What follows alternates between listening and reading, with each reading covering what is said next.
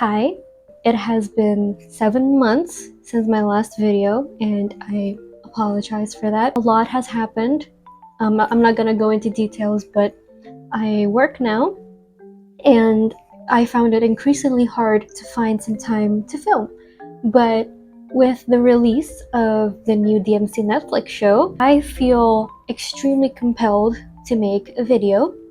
You'll notice my background is different from my first video, which, funny enough, is a DMC video. I did an unboxing. I moved into a new place, cut my hair into bangs, and that's it actually. Start right into it. Okay, I watched the entire first season in one sitting.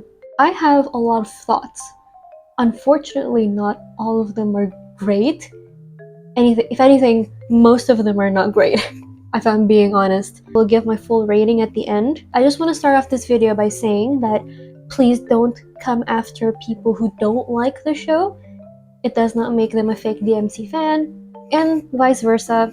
If a DMC fan does like the show, that doesn't make them a fake fan either, okay? I can see why some people will like this show, and I can understand why people might not like it. Starting off with what I think worked very well and what I liked and enjoyed. The first half of this show was great. I was so into it. I was like pumped, like yes, Dante's being silly, Vergil is already being hinted, and Lady's being a badass. Looking good. I actually really like the redesigns.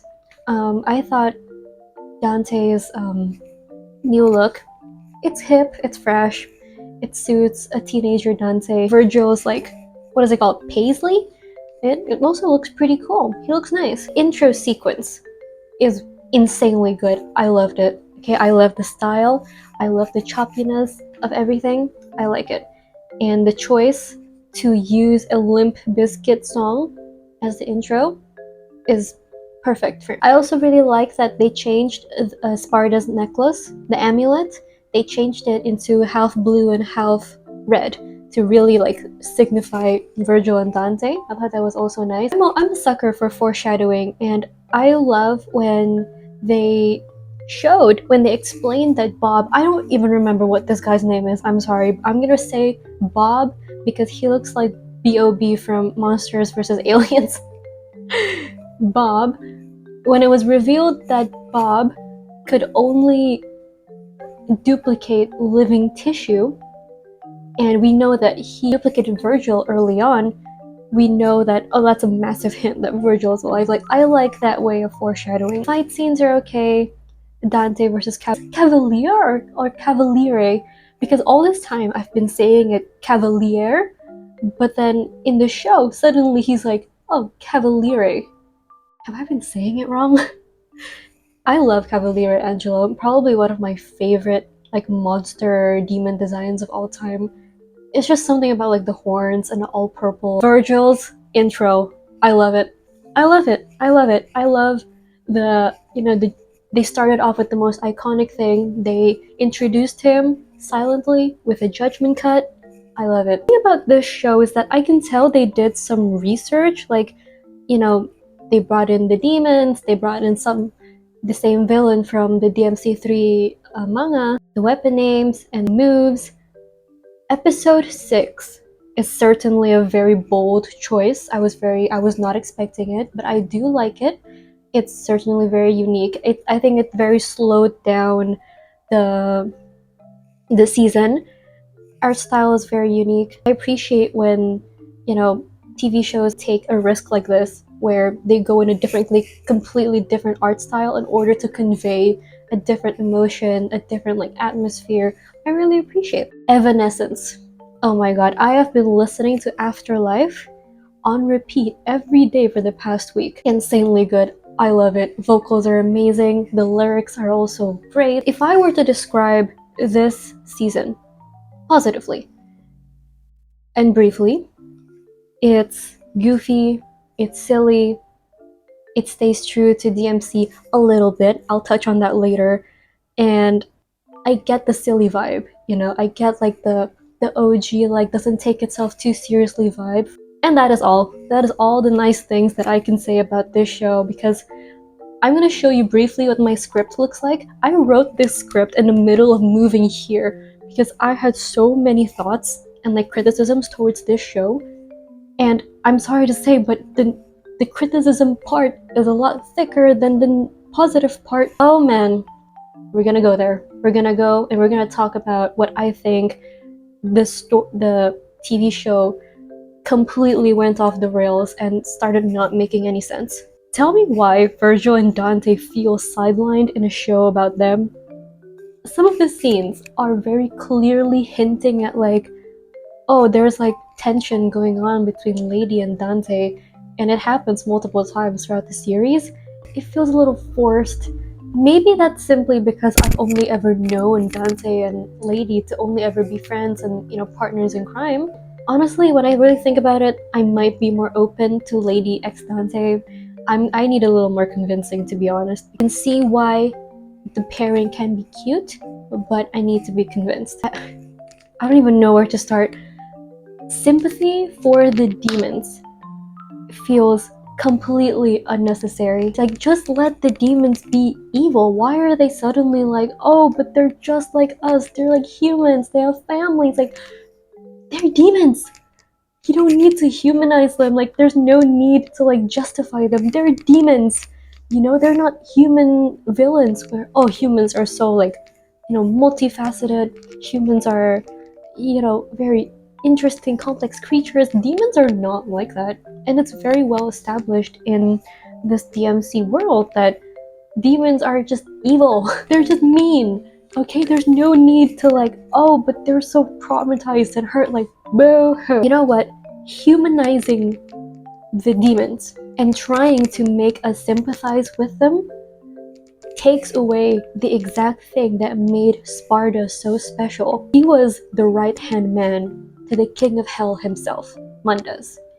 And Sparda had this, you know, he had this humanity in him. He's a demon and he has humanity, which is so rare. There's only like 2 demons in this entire show that you can truly say were good demons. Sparda and Trish. Or more, you can correct me. But that's what makes demons like Sparda and Trish so special, because it's rare to find demons with a side of humanity to them. Who cares about humans? It was made clear that Sparda, although a high-ranking demon, he didn't really behave like one. He cared for humans. This big change that, oh, the demons were actually really nice, I think that alone completely devalues Sparda and what he represents and what he was fighting for. If every demon is good, if every demon is somewhat like human-like, then it doesn't make the idea of a good demon special anymore, because every demon is apparently good now. Why can't the demons just simply be evil? Why did you have to portray them as like, oh, they have families and children and they wear hoodies? I mean, we know why, and I'm gonna touch on that later. But all I'm saying is that why can't you just make them as how they are? They are animalistic, supernatural creatures. Personally, I think it's enough to simply make the demons hate and hunt down Dante simply because he's the son of Sparda. And same goes for Vergil. Like, do the demons need any more reason than that? In the demon's mind, Sparda betrayed them, right? So it would make sense. Another thing that I find absolutely ridiculous is this show treating the word demon like it's a slur, like it's a derogatory term. That's what they are. They're demons. That makes no sense. Like, there's a scene where Lady was like, oh, demons, wait, no, Macayans. What? Macayans? So we're gonna treat the word demon like it's a bad word now, like it's racist to call them demons. That's what they are. They live in hell. The game is called Devil May Cry. It tells the story about a half-demon man who goes hunting for other demons, and you're telling me that we're gonna treat the word demon like it's a bad word now? That is beyond goofy. You're a goober. Stop it. It's like zombie movies refusing to use the word zombie, so they use literally any other word to replace it. Like The Walking Dead doesn't say zombie, they say walkers. Dante's devil trigger. Okay, look. My first time watching it, I thought it was cool. Second time though, I'm gonna show you two pictures and I want you to tell me if they look the same. Okay, we've got Dante's devil trigger from the DMC Netflix show. And we've got Optimus Prime. I think he still looks a bit cool. It's also throwing me off that this is Dante's first time devil triggering, and yet it's a Nero's theme song playing at the background. Like, I get it, you know, oh, Dante's doing the devil trigger is playing in the background, but devil trigger is Nero's song, you know? Like, you can't really change, like, the fans' perception of that song. Tell me why Dante is so strong against everyone in this show except for Lady. I have no issues against strong, badass female characters, right? Lady has always been that way. She's always been, you know, cool in her own way. She's chill, she's gorgeous. But there's just something about with the way they wrote her in this show that at some points, I have to be honest, like I saw her as a little bit like insufferable. She starts dropping like what, 5 F-bombs in a single dialogue? You've probably already seen this comment a lot, but like swearing doesn't make anyone cool. Okay, it takes more than that. Even if I'm watching someone like Tony Stark drop 5 F-bombs in a single dialogue, I would still think that's weird. Let alone Lady, you know? Such a consistency with Dante's power. Why was he able to survive getting impaled and getting his abdomen caved in by a demon sword, just to then crumble to the floor by a human's taser? It doesn't make sense. Another thing that I feel I guess what I'm about to talk about now, it is one of the biggest reasons why I was so pumped to make this video, because I feel this need to say something as a non-American DMC fan. Obviously, you can probably tell I'm not I'm not from the western part of the world. The extremely heavy, very not subtle social commentary on America and what is currently happening in America. I may be sometimes a clueless Asian girl when it comes to Western politics and what's happening on that side of the world, okay? But I know references to Trump when I see one. It's not being subtle. Adi Shankar is very clearly trying to get a message across. You've got the very Christian US president. You've got the literal wall that he's trying to put between hell and earth, paradise. I think, look, I can catch a hint. I know what they're trying to say. Is it just me, or is using demons, literal demons with horns and, you know, greenish skin, as an allegory for real-life immigrants? Doesn't that sound a little racist? Like, I can't help but think, like, I'm not smiling because I think this is like funny and oh, this is great. Like, I think it's so ridiculous and goofy, and I can't believe that no one in the Netflix writing team saw how, you know, low-key racist this is. Doesn't this incite negative connotations regarding the immigrants? Like, you're using demons as a metaphor for real-life struggling immigrants. Like, it's a little counterintuitive, is that the word? How did this, you know, pass the writing board? Dante wasn't the only one who got nerfed in this show, because tell me why and how the US government was able to build a literal military base in hell. Sort of commentary on how, oh, the USA just loves colonizing places. I see a lot of people arguing about, oh, Vergil is willingly working for Mundas now. Oh, he's not brainwashed. Like, we don't know that. We did see him as Milo Angelo, and we know that Milo Angelo is being brainwashed, he's being controlled. So I wouldn't go as far as to say that, oh, Vergil is now willingly working for Mundas. We don't know that. We only saw him for like, what, 30 seconds in this whole show? So I still have hope for Vergil's story and how he's gonna unfold later on. Season 2 has been announced by the time I'm filming this. I did a little research on Adi Shankar, the producer, through Twitter, right? And I found Adi Shankar getting absolutely ratioed. This is a pretty crazy ratio. I don't know how I would personally recover from that. My personal opinion is that it genuinely feels like he's using Devil May Cry as a vessel to spread his opinions on religion. Why? Because it's apparently happened before with Castlevania. If it happened like a one-time thing, I could kind of still accept it, like, oh, maybe it's just him experimenting, but clearly not.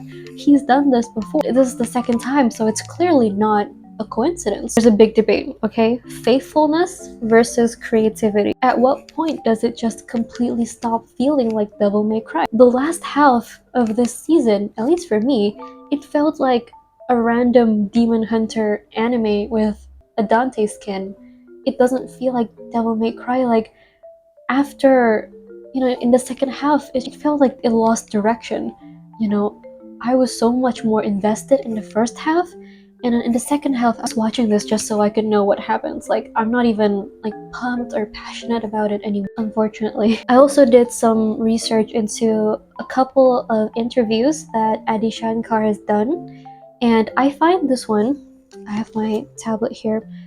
So the White Rabbit, which is a villain from the DMC3 manga, White Rabbit has been turned into a self-insert for Adi Shankar. I had my suspicion, to be honest, but this interview with Adi Shankar, like, it confirmed my thoughts. I want to say, first and foremost, that my heart goes out to Adi, okay? I understand that he's had a rough upbringing. He was an immigrant he grew up in Kolkata, India, and his family immigrated to the US. Had a very tough childhood, and I would like to give him a virtual pat on the back on that, okay? Like, that must have been very hard. I've never been an immigrant, but I can relate with having a tough upbringing. I understand that Adi is clearly someone who's also very creative. Understand wanting to show a piece of your life, to share like such a significant part of your childhood into this creative media that you're working with. I totally get that. To me, that's like you're painting,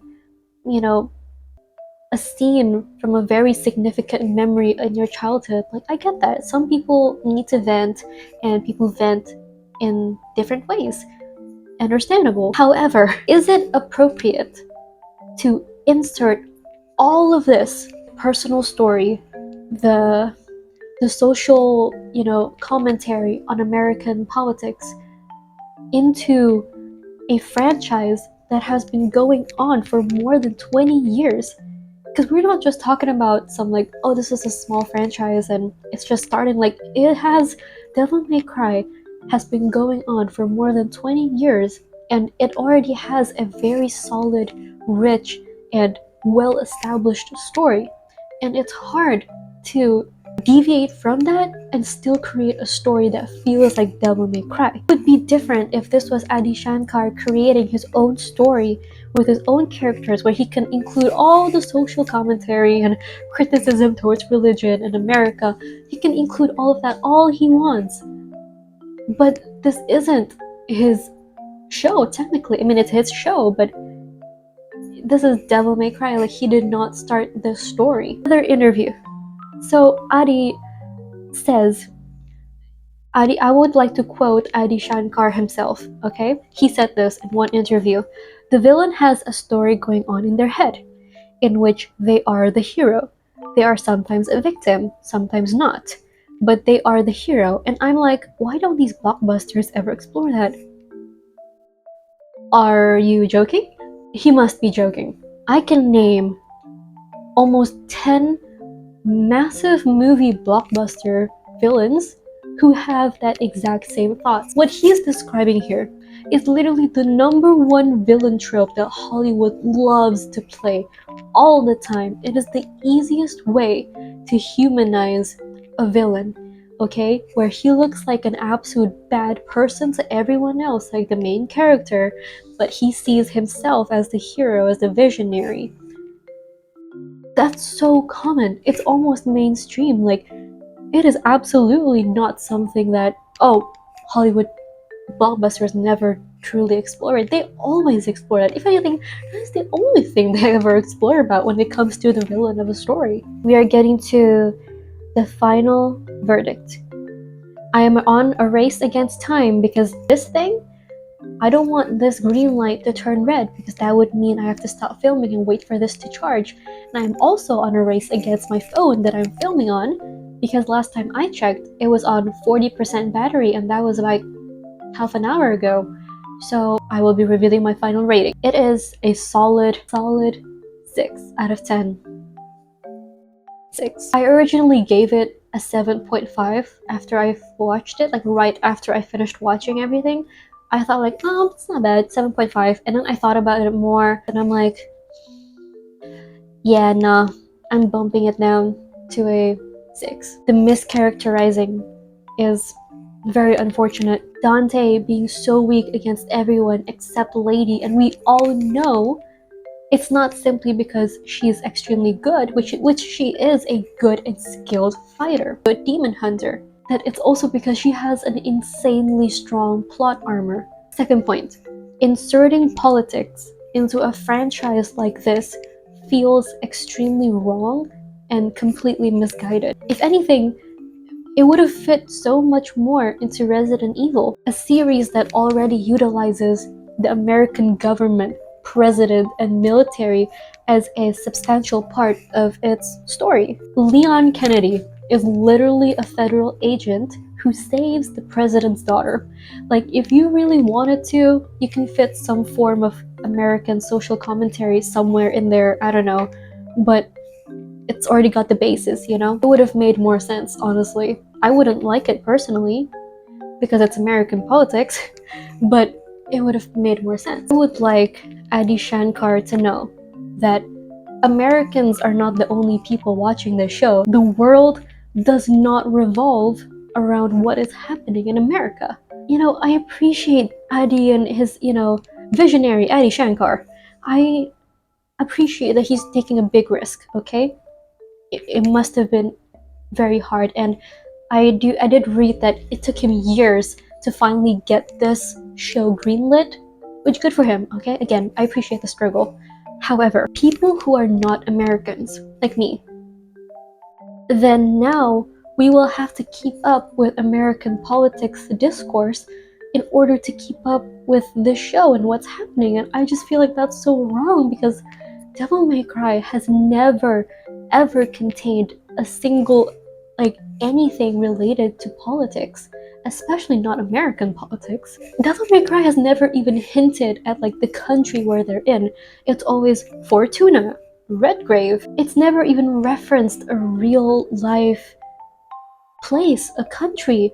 The only thing we know is that the aesthetic of certain places gives hint to what it may have been inspired from. Like, for example, DMC5, the city area, I remember reading somewhere that it looks a lot like London. It doesn't mean that it's taking place in London. Part of me feels that it's a bit wrong to say that the situation with the immigrants in real life with America, that it's political, because again, this is about human lives. This is honestly not a topic that I want to get into too deeply, the situation with the immigrants, because that's not the point of my video. My point is that I'm talking about Devil May Cry, the Netflix show by visionary Adi Shankar. And I have to mention it now because it's a big part of the show. And I feel that I need to pay a little bit of respect. I cannot believe anyone in the writing team, didn't see how low-key racist that is. You're basically saying that the demons are like the same thing as immigrants and vice versa. It's kind of messed up, okay? You have to care about connotations in this kind of thing. And in this case, the connotations are not looking great. Alright, I have a couple of suggestions for season 2. If I was a director, I'm not trying to overstep my line here, okay? I don't know anything about being a director. I'm just saying things that I would do if I were a part of the creators of this show. Much more focus on Vergil and Dante's relationship and past, because that is what DMC is about. You can add all the other extra dressing and toppings and cheese that you want, but at the core of it all, I believe it should still be about Vergil and Dante. Okay, don't suddenly turn the show into Lady May Cry. I like her a lot, and I'm actually considering like cosplaying her, but this show isn't like, the core is not her. I'm sorry, like she's a main character, but she's kind of like on the side a little bit, you know? Like this Vergil and Dante, she's here, you know, and there's nothing wrong with that. She's still a valuable character. Enough with the American government. I don't want to hear any of it again. What I want to happen next, right, is Vergil saves the demons from the USA hell base,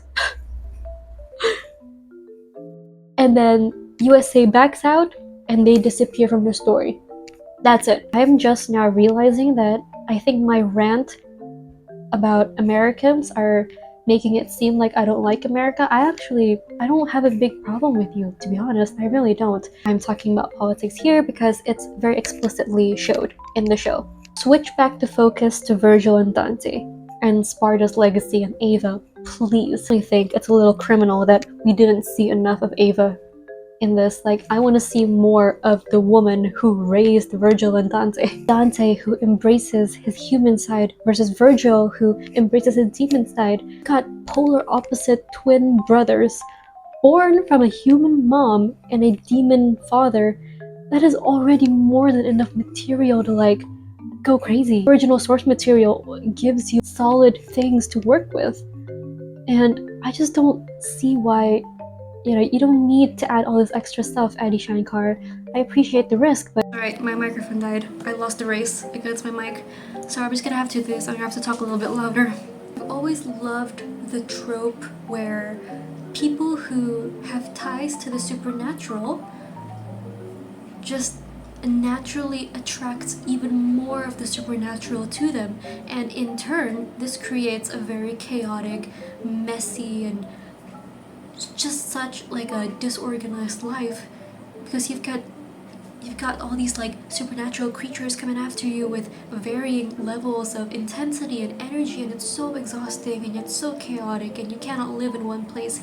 And a very good example of this is one of my favorite TV shows of all time when I was younger is called Supernatural, and it tells the story of Sam and Dean Winchester, two brothers who continue the family legacy of hunting demons. That's their family business, and because of that, when they're adults, they cannot live a safe life because they deal with the supernatural, and that attracts more of the supernatural to them, and it's like they're just constantly facing consequences after consequences. And I find that to be such a compelling, you know, story. Like, that is a very interesting trope. I really like the way they portrayed this kind of lifestyle in the 2007 DMC anime, where they clearly show that Dante's life is chaotic, it's depressing, and to be fair, Dante in that show, if I'm not mistaken, he is canonically 29 in that show, or 28, like late 20s, very different from his teenager self in this Adi Shankar adaptation. So I guess it would make sense, like he's older, more depressed, at least more visibly depressed. I originally wanted to make a comparison between the 2007 anime and this, but I kind of felt like it would have been a little bit unfair because they were both created with different purposes. Again, I understand that a lot of us do not like that Adi Shankar has changed a lot of things about DMC and his show, but we gotta respect that he did say from the very beginning that it is gonna be like an alternate universe DMC, like it's not gonna be 100% faithful to the source material.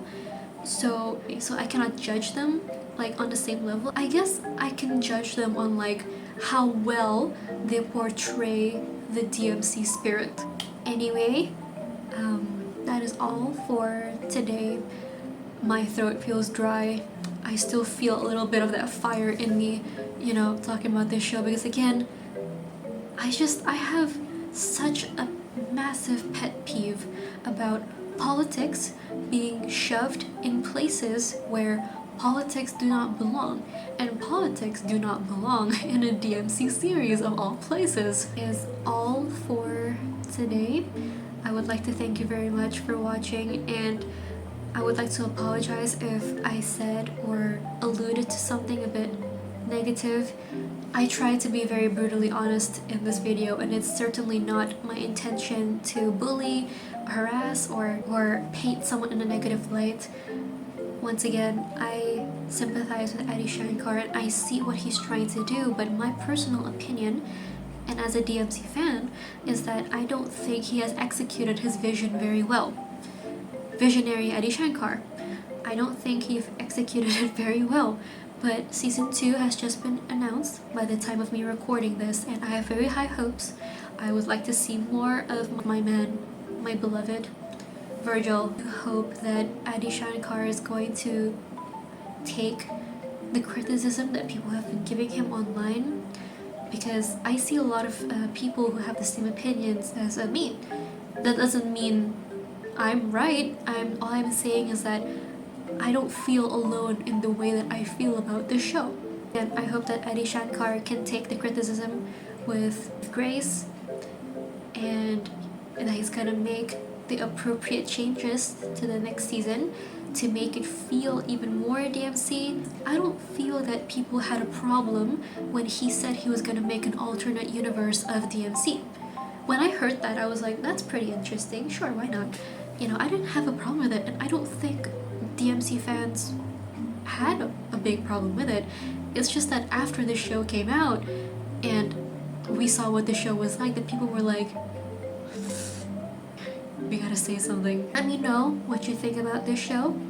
Let me know if you like it or hate it. Again, like I said in the beginning of the video, allow people to like the show, allow people to dislike the show, allow people to criticize the show, and discuss on how we can possibly maximize this and make this into something even greater, because DMC is such a great franchise. Okay, I love the story, I love Vergil and Dante and the story of the demons, and you know, these twin brothers who are constantly at each other's throats. Like, I love the story, it's so interesting. And I feel it would be such a waste if we didn't discuss on how to make this even better. You know, okay, you don't want to waste good eggs. I am seriously considering uploading more videos. I find that I enjoy doing this, like talking in front of the camera and just yap and hoping that someone out there is gonna listen to me. I have to sleep. I am filming this it is now currently 11. I started filming this around 9, which is pretty fast. Thank you very, very much from the bottom of my heart for watching.